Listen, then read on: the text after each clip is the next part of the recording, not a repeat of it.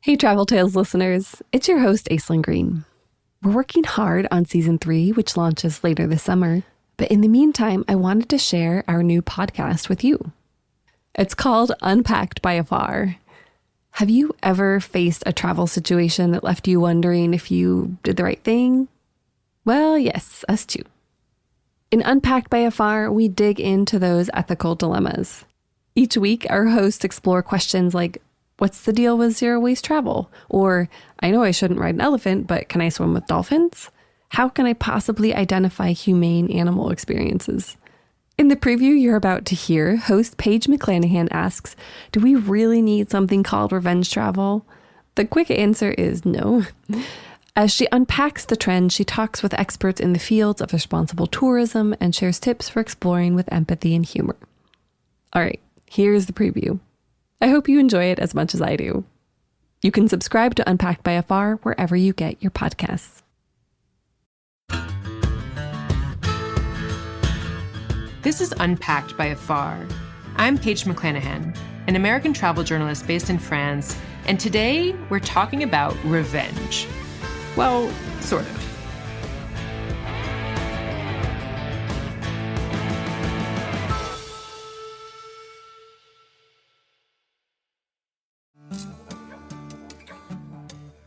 Like most people in the world, I spent most of the past 2 years hunkered down at home. And now I'm traveling again. A couple of weeks ago, I got back from a fascinating trip to Israel and Palestine, which reminded me of just how magical and eye-opening travel can be. It seems like so many of us are in the same boat, right? We're so eager to get back out there, which is amazing and something to celebrate. But that said, there's one aspect of our return to travel that I'm really having mixed feelings about. Revenge travel.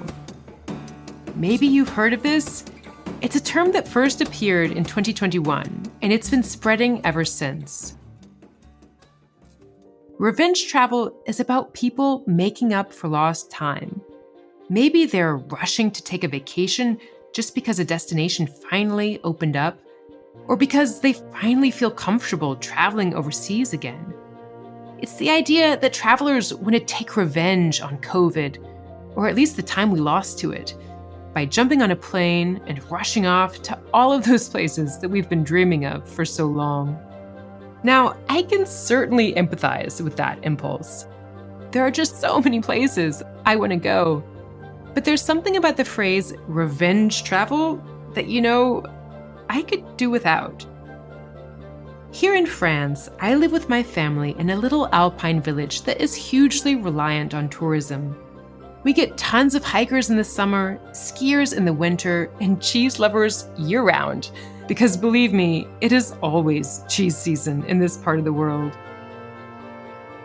Living here over the past 4 years, I've seen just how much the presence or the absence of travelers affects people who live in our community in ways that are really good, really bad, and everything in between. So when I think about traveling right now, I don't like to think about getting revenge for time lost. I want to take time to understand what's at stake in the communities that I'm going to visit, especially given that coming out of the pandemic, some of these places are more vulnerable than ever. And at the risk of sounding naive, I really want to do my best to do some good while I'm out in the world. So come along with me in this episode as I explore how we can all support the communities we visit and have those fulfilling travel experiences we've all been craving. And I promise it's possible to do both. We define responsible tourism primarily as ways of travelling which make better places for people to live in and better places for people to visit. And the order of those two objectives is quite important, because if you're going to make tourism better, it's really got to be better for the host and better for the guest. That's Harold Goodwin, the CEO of the Responsible Tourism Partnership, an organization that helps governments and businesses make sure that travel works for everyone. I asked Harold what the negative impacts of tourism can be, and he described the situation in Barcelona, a city that became maybe a little too famous for its crowds before the pandemic. The main negative impacts there, I guess, would be crowding in places that the local community wants to use. So crowding is one issue. The behaviour of tourists who are at leisure in a place where other people are working, and people at leisure perhaps have a tendency to consume more alcohol than when they're working. There are impacts on the sites themselves, just in terms of physical damage from trampling and people brushing against things, all of which have an impact. Crowding of public transport, and perhaps the worst example in Barcelona, or in some ways perhaps the worst thing in Barcelona, was the impact that it had on the ownership of property, so that a lot of what had been rented accommodation went to Airbnb or was converted to licensed flat rentals, all of which squeeze out local communities who then cannot necessarily find somewhere to live. Oh yes, the old Airbnb dilemma. Last summer, I traveled to Barcelona to write a news story about the city's efforts to regulate Airbnb, which is a topic that inspires a lot of strong opinions in the city. I interviewed the deputy mayor, city planners, Airbnb officials, as well as locals who rely on the income they earn as hosts to be able to pay their own rent. In doing that reporting, I was struck by just how hard the local government was working to respond to their citizens' concerns. Harold says that's one of the key factors in making sure that travel is good for everyone. Citizens need to speak up. Governments need to listen. He pointed to a great example of that kind of civic engagement in Kerala in southern India. So this part of India is known for its palm-lined beaches, mangrove forests, and tea, coffee, and spice plantations. Kerala is also home to a vast network of lagoons and barrier islands, similar to the bayous of Louisiana, where visitors can spend the night on a houseboat or go exploring by canoe. Kerala is so beautiful that it attracts more than 1 million foreign visitors each year, and a whole lot more from within India. But for a long time, tourism wasn't working for the local communities. There were two issues. One was the pollution that came from large numbers of tourists going out on boats on the backwaters, and inevitably, perhaps, but certainly it wasn't stopped, people dropping litter into the backwaters. So the polluting effect of litter, particularly, that was one big issue. But the bigger issue was the fact that the communities were not benefiting economically, because although some of them might have got employment in the hotels, there was a lot of bringing in of labour from outside, already skilled labour being brought in to perform the various tasks in a hotel. But also they weren't purchasing locally for their supplies. So they weren't purchasing from local farmers, for example. They weren't purchasing local crafts for the soft furnishings in the hotels. And they weren't providing any opportunity or any way of encouraging the tourists to leave the sort of hotel resort and go out and spend money in the local community. In 2008, local leaders decided to take action. They designed 4 projects in 4 communities. Each project tested a different way to make tourism better for the people who lived there. One of those pilot projects, in a village called Kamarakoram, was a huge success. So over the past several years, local leaders have expanded the lessons from that village to communities across the region. Now that's been completely turned around in Kerala with a big statewide initiative.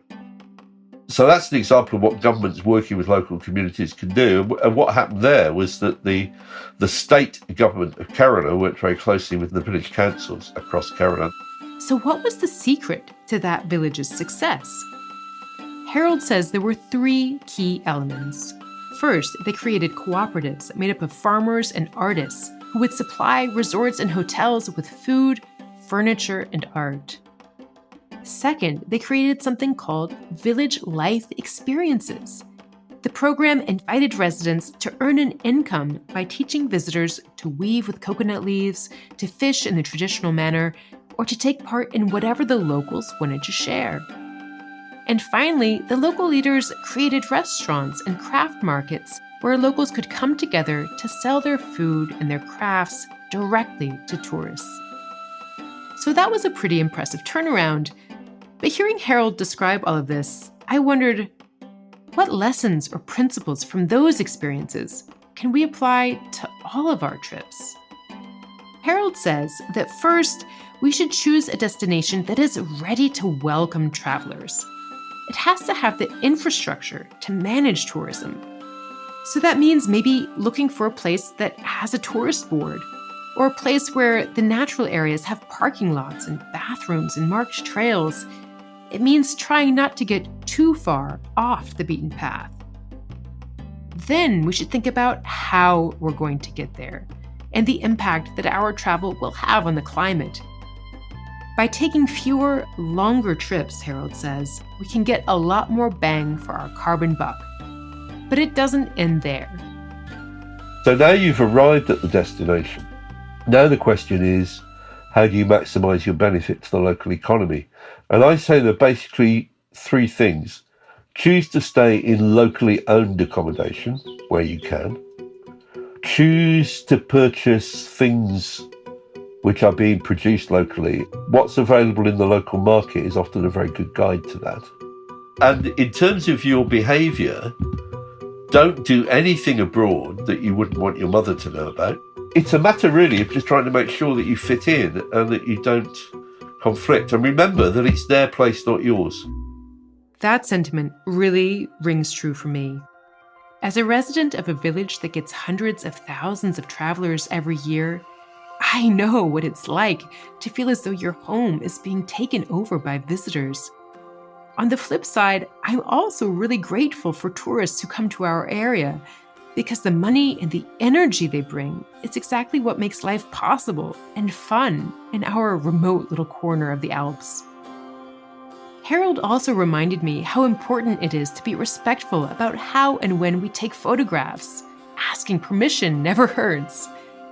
He also says he likes to read about local politics, history, or culture before he goes to a new place. It's like that old NBC slogan, the more you know. So yes, understanding our impact on a place takes some work, but it's not like we have to write a thesis before we go. We can simply ask ourselves, does the hotel where I'm staying hire people from the local community? Does its restaurant source its ingredients from the area? Who is benefiting from that canoe trip or that market tour I'm about to take? How do residents feel about Airbnb around here? Even if we just pick one question to explore before we go, that can make a big difference.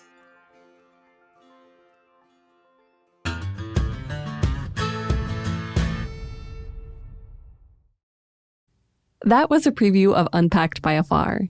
You can hear the full episode and more from Unpacked wherever you get your podcasts.